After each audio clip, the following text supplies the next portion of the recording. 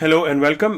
कल से मंसूर अली खान के मरीम नवाज शरीफ का जो इंटरव्यू था उसके हवाले से जो लीक क्लिप हैं वो ज़ेर बहस हैं। सोशल मीडिया पे बहुत सारी बातें हो रही हैं और मंसूर ने उसके बारे में तकरीबन 28 मिनट का एक वीलॉग जो है वो भी अपलोड किया है और उसमें उन्होंने अपना मौक़िफ़ जो है वो सामने रखा है। पहले नंबर पे तो ये सारी ट्वीट्स जो हैं वो बड़ी हैरानकुन हैं कि जो इंटरव्यू है उसका डेटा जो है वो लीक हुआ और लीक होने के बाद उसको एक ऐसा तबका जो है वो ट्वीट कर रहा है जो पीटीआई के साथ ताल्लुक़ रखता है। सदीक जान जो पीटीआई के कारकुन हैं, दूसरे जो अदील साहब हैं वो भी पीटीआई के कारकुन हैं और हाइब्रिड रजीम के सबसे बड़े सपोर्टर्स में से रहे हुए हैं और वो बहुत सारी मिस इन्फॉर्मेशन और डिसइन्फॉर्मेशन फैलाते रहते हैं।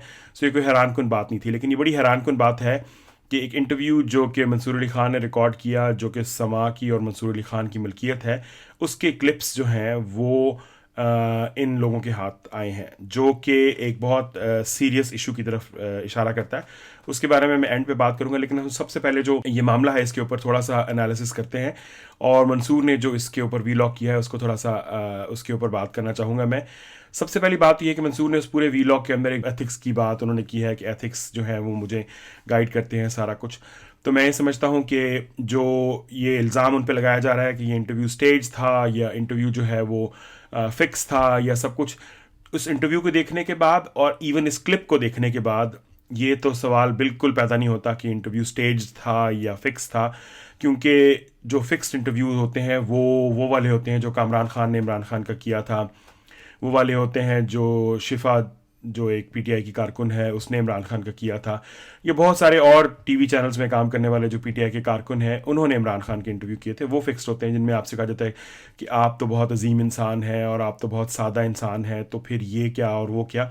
तो इसमें तो बिल्कुल कोई इस तरह की बात नहीं है। तो मैं तो समझता हूँ कि ये ना तो इसके ऊपर सफाई देने की ज़रूरत है और ना ही ये बात किसी भी अक्लमंद इंसान के लिए काबिल कबूल है कि ये इंटरव्यू जो है वो फिक्स था या ये इंटरव्यू जो है वो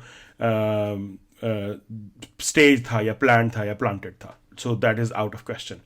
दूसरे नंबर पे जो बहुत इंपॉर्टेंट चीज़ है वो ये है कि हर इंटरव्यू किसी ना किसी लेवल पर फिक्स्ड होता है, किसी ना किसी लेवल पर उसके अंदर जो एक एग्रीमेंट होता है जो बाज़-औक़ात रिटन भी होता है, बाज़-औक़ात जो है वो ज़बानी होता है कि हमने इस इशू पे बात नहीं करनी है, हमने इस इशू पे हर एक का सवाल होता है। तो आपके ऊपर डिपेंड करता है कि आप किस तरीके से उसको करते हैं।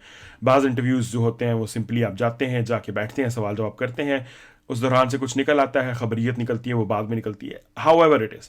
दूसरे नंबर पे जो एक चीज़ जो मैंने पिछला जो वीलॉग था अपना नया दौर वाले जो मामले के ऊपर था, उस वीलॉग के अंदर भी मैंने ये बात की थी कि फ्रॉस्ट वर्सेस निक्सन एक बड़ी अच्छी एग्जांपल है इस हवाले से भी।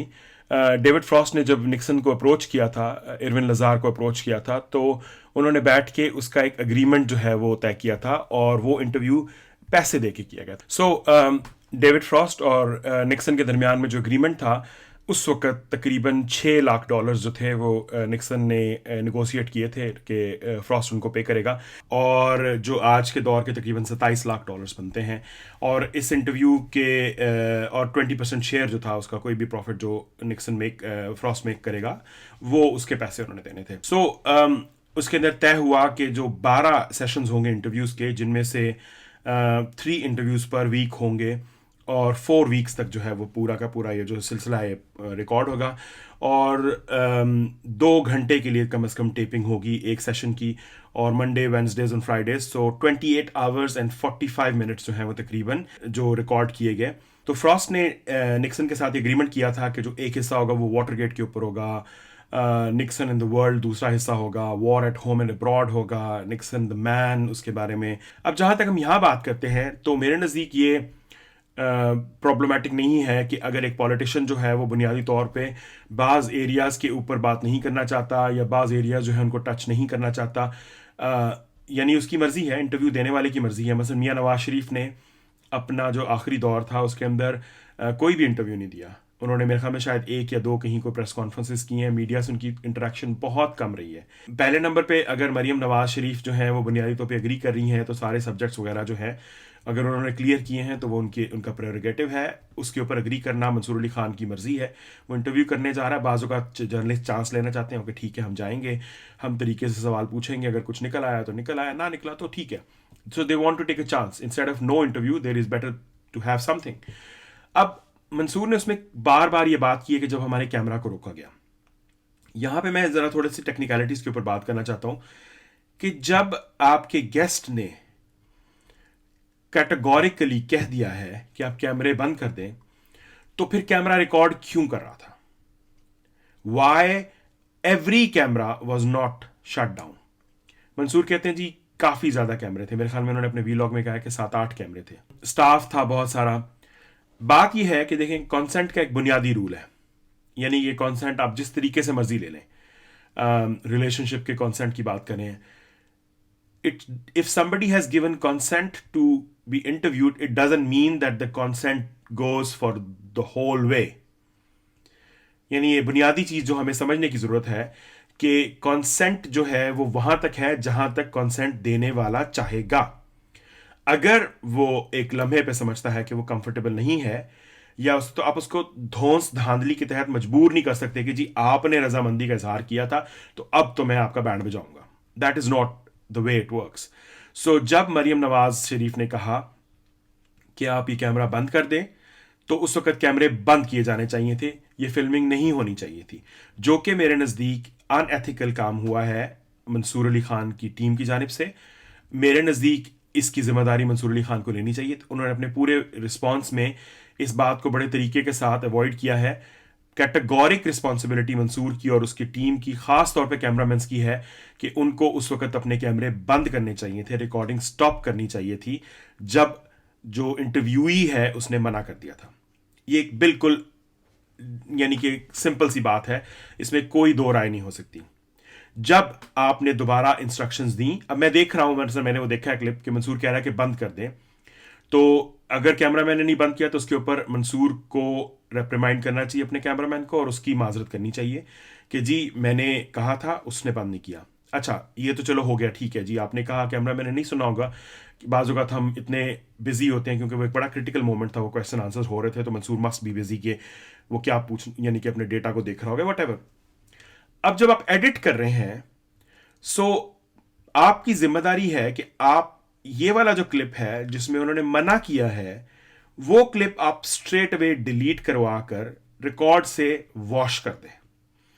ये जिम्मेदारी मंसूर अली खान की थी, मंसूर अली खान की है कि वो उस तमाम डेटा को जिसके अंदर कंसेंट शामिल नहीं है, अनलेस कि वो एक सैबोटाज करना चाहते हैं या वो एक क्या कह सकते हैं उसको, ब्रीच करना चाहते हैं ट्रस्ट की, या वो एक डिलिबरेटली इस चीज़ को करना चाहते हैं पब्लिक इंटरेस्ट के अंदर, वो डिसाइड करते हैं कि जी मैंने इसको करना है, जो कि उन्होंने अपने वीलॉग रिस्पॉन्स में कहा है कि वो नहीं करना चाहते थे, तो फिर इस डेटा का कंप्यूटर पे एडिटिंग टेबल पे मौजूद होना बिल्कुल अनएथिकल और रॉन्ग है।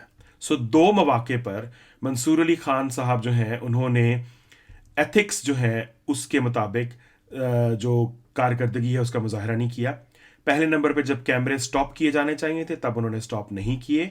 दूसरे नंबर पे जब एडिटिंग टेबल पे उन्होंने देखा कि ये कह रहे हैं कि हमने बैठ के इस पर डिबेट की, ये वो डिबेट का सवाल ही नहीं पैदा होता। मंसूर साहब आप खुद एक्सेप्ट कर रहे हैं कि एथिकली रॉन्ग था कि ये करूं, फिर आप क्या डिबेट कर रहे हैं? जब एक कंसेंट ही नहीं है उस पोर्शन के बारे में, तो उस पोर्शन को तो स्ट्रेट अवे डिलीट हो जाना चाहिए था, उसके ऊपर कोई डिबेट नहीं होनी चाहिए थी कि हम ये चलाएं ना चलाएं, चलाएं ना चलाएं। That is, I don't know why there was a discussion.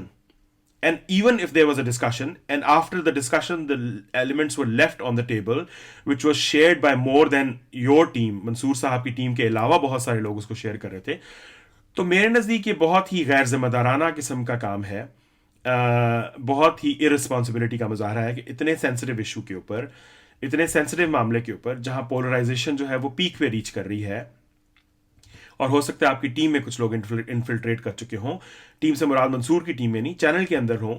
ये चैनल बाय द वे एक ज़माने में पीटीआई का माउथ पीस हुआ करता था, यानी इसमें भरे पड़े हैं लोग जो कि पीटीआई के लिए क्या कहते हैं शोज़ किया करते थे। नदीम मलिक जो है वो पीटीआई के स्पोक्स पर्सन होते थे। समा एक ज़माने में पीटीआई का पीटीवी हुआ करता था। So there is no question about it. So why that kind of responsibility was not shown when dealing with data. और ये एक बहुत इंपॉर्टेंट चीज़ है, यानी कि हमने हमेशा ये सीखा है कि आपने ये काम नहीं करना। मुझे याद है कि बीबीसी ने एक बड़ा इंपॉर्टेंट इंटरव्यू किया था आसिफ फारूकी ने मुशाहिदुल्लाह खान साहब का इंटरव्यू किया था, जिसमें उन्होंने जनरल ज़हीरुल इस्लाम वाली साजिश का पूरी स्टोरी बताई थी, जो कि उससे पहले ख्वाजा आसिफ कर चुके थे, but that was first time on the record कि एक फेडरल मिनिस्टर जो है, उस वक्त फेडरल मिनिस्टर थे, उन्होंने ये बात की थी। मुझे याद है कि उस ज़माने में नया नया मैंने डिजिटल का काम शुरू किया था BBC के लिए, तो हमने रात को बैठ के बड़े तरीके से उसके शशके वशके करके क्लिप्स काटे, ये वो, और हम बड़ा तैयार होके हमने भिजवाया। हमारे एडिटर आमिर अहमद खान होते थे, हमने भिजवाया। अगले दिन Aamir Ahmed Khan just came back very very straightforward कि जी हम इंटरव्यू अनएडिटेड पब्लिश करेंगे, nothing will be cut out. तो मुझे बड़ा गुस्सा है कि हम रात तक बैठे रहे, शिफ्ट के बाद बैठे रहे, बड़ा काटा। एडिटर मेरे ख्याल में तनवीर था, जो आजकल अमेरिका में होते हैं। सो हमने वो इंटरव्यू काटा और उसको चेक किया। आई थिंक सना गुलजार ने भी देखा। तो I was like so upset and disappointed, but then जब वो कॉन्ट्रोवर्सी हुई, so there I realized कि Amir was 100% right. That is what editorial judgment is. Amir knew that this is an explosive interview. उनको पता था कि interview बहुत सारी कंट्रोवर्सी के बारे में करेगा और हुकूमत इस पर बैक ट्रैक करेगी। हुकूमत पहले ही डिफेंसिव में थी। उन्होंने अपने वजीर को फारिग किया और कहा कि जी वो आउट ऑफ कॉन्टेक्स्ट लिया गया, जबकि पूरा का पूरा इंटरव्यू बगैर किसी चिप्स कट्स के पब्लिश किया गया था। अब मैं आता हूँ बहुत इंपॉर्टेंट मामले की तरफ, जो कि हमारे जर्नलिस्ट इसको लाइट लेते हैं और उसके बारे में इतनी ज़्यादा अवेयरनेस भी नहीं है और उसको सीरियस भी नहीं लेते। यह है डेटा सिक्योरिटी और डिजिटल सिक्योरिटी के बारे में। पाकिस्तान के अंदर मुख्तलिफ सॉफ्टवेयर जो हैं वो हमारी एजेंसियां जो हैं वो इस्तेमाल करती हैं, जिनमें पेगासस भी शामिल है। अगर आपको एजेंसीज की तरफ से कॉल आई है या आप जनरल बाजवा के साथ फ़ोन पे बात करते हैं, जो कि मंसूर ने एक्सेप्ट किया है, अपने पिछले इंटरव्यू में एक्सेप्ट किया है, तो इस बात में कोई दो राय नहीं है कि आपके फ़ोन के अंदर कुछ ना कुछ है। अगर आपसे कोई कांटेक्ट होता है, ये हो ही नहीं सकता कि आप इतना इंपॉर्टेंट जो है वो एक कांटेक्ट स्टैब्लिश करके रखा हुआ है आपने, और आप बात करते हैं और आपका इंटरव्यू, आपका जो फ़ोन है वो बग्ड ना हो या उसके अंदर कुछ ना हो। दूसरे नंबर पे एक मिथ है कि व्हाट्सएप का डेटा जो है वो हैक नहीं हो सकता, या व्हाट्सएप हैक नहीं हो सकता, या व्हाट्सएप के ऊपर जो इन्फॉर्मेशन है वो नहीं चेक कर सकते। That is easily possible. जब इस तरह के इंटरव्यूज़ होते हैं, आई मेड श्योर कि सारा डेटा जो है वो मेरे पास है। मेरे पास 100% डेटा है। एडिट करने के बाद जो सारा डेटा है वो मैं अपने पास रखूँगा। जो एडिटेड प्रोग्राम है, जो एडिटेड डेटा है, वो एडिटर की टेबल पे होगा। उसके अलावा बाकी सब कुछ मेरे पास होगा। तो पाकिस्तानी एंकर्स को इस पोलराइज जो एनवायरनमेंट है उसमें डिसक्रेडिट होने से बचने के लिए और दूसरे इश्यूज से बचने के लिए इस प्रैक्टिस को आजमाना होगा। तो पाकिस्तानी जर्नलिस्ट को मेरे नज़दीक इस तरह के इंपॉर्टेंट इंटरव्यूज़, इस तरह के इंपॉर्टेंट डेटा को मैनेज करने के लिए मेरे नज़दीक ये काम करने की ज़रूरत है कि वो इस तरह के इंटरव्यूज़ का सारा डेटा अपने पास रखें, अपने लैपटॉप पे रखें। उसको किसी पब्लिक जो लैपटॉप है या सिस्टम है, यानी कि जिसके ऊपर दूसरे प्रोड्यूसर्स, दूसरे एनालिस्ट, दूसरे रिपोर्टर्स काम करते हैं, उस पर एडिट ना करें। एक हार्ड ड्राइव के अंदर रखा जाए, वो हार्ड ड्राइव लाके कनेक्ट की जाए, उसके ऊपर डेटा सेव हो वापस, और अपने सामने एडिट करवाएं और उसके ऊपर किसी के ऊपर ट्रस्ट ना करें। I don't think that you can trust anybody in this polar. ये एग्जाम्पल है बहुत ज़्यादा क्लियर। और तीसरे नंबर पे, अगर मिसाल के तौर पे ऐसे टूल्स मौजूद हैं, ऐसे लोग मौजूद हैं जो कि आपका मोबाइल या आपका फ़ोन चेक कर सकते हैं, अगर आपको मौका मिलता है तो हम, यानी ऐसे लोगों से मैं आपको कनेक्ट करा सकता हूं जो आपका फ़ोन जो है उसको चेक कर सकते हैं कि उसके अंदर बगिंग है या कुछ है। और कुछ ऐसे स्टेप्स हैं जिनको लेके आप अपना डेटा और अपना फ़ोन जो है उसको सिक्योर कर सकते हैं, सेव कर सकते हैं। ऑफ कोर्स 100% सिक्योरिटी, सेफ्टी जो है वो पॉसिबल नहीं होती, लेकिन फिर भी। तो मैं ये समझता हूँ कि इस सारी एपिसोड से जो सबसे बड़ा टेक है कि वो ये है कि कॉन्सेंट के मतलब को समझा जाना चाहिए। जब आपका इंटरव्यू ही कह रहा है कि कैमरा बंद कर दे, तो उसका मतलब कैमरा बंद कर दे, रिकॉर्डिंग बंद कर दी जाए। At the end of the day मैं समझता हूँ कि मंसूर अली ख़ान को डिस्क्रेडिट करने की कोशिश की गई है, जो कि बिल्कुल नामुनासिब है और मेरे नज़दीक ऐसा नहीं होना चाहिए। ये इंटरव्यू बहुत अच्छा इंटरव्यू था। मैंने पब्लिकली ट्विटर पे कहा था कि it is one of the finest interviews of Maryam Nawaz and it is a really good interview after very long time. Pakistani journalism में बहुत कम लोग जो हैं उन्होंने अच्छे इंटरव्यूज़ किए हैं। ये पाकिस्तानी न्यूज़ जर्नलिज्म के अच्छे इंटरव्यूज़ में से एक है, जिसके अंदर उन्होंने वो तमाम सब्जेक्ट्स को कवर किया जो कि मरियम नवाज़ से मुतल्लिक होना चाहिए था। सबसे अच्छी बात यह थी कि उसमें वो वजाहत सईद खान वाली बदतमीज़ी नहीं थी। You are not rude and क्या कहते हैं, डिसरिस्पेक्टफुल। आपने बड़े अच्छे तरीके से एक अच्छे टेम्परामेंट के साथ इंटरव्यू किया, जो कि अच्छे इंटरव्यूअर की अलामत होती है। लेकिन मैं समझता हूँ कि ये जो डेटा के हवाले से जो जिम्मेदारी है, इस मामले में होना चाहिए बात, और इस मामले को तह तक पहुँचाना चाहिए, क्योंकि ये एक सीरियस क्वेश्चन है जर्नलिस्टिक एथिक्स के ऊपर भी, क्रेडिबिलिटी के ऊपर भी, और इवेंचुअली बाकी सारे जर्नलिस्ट के बारे में भी।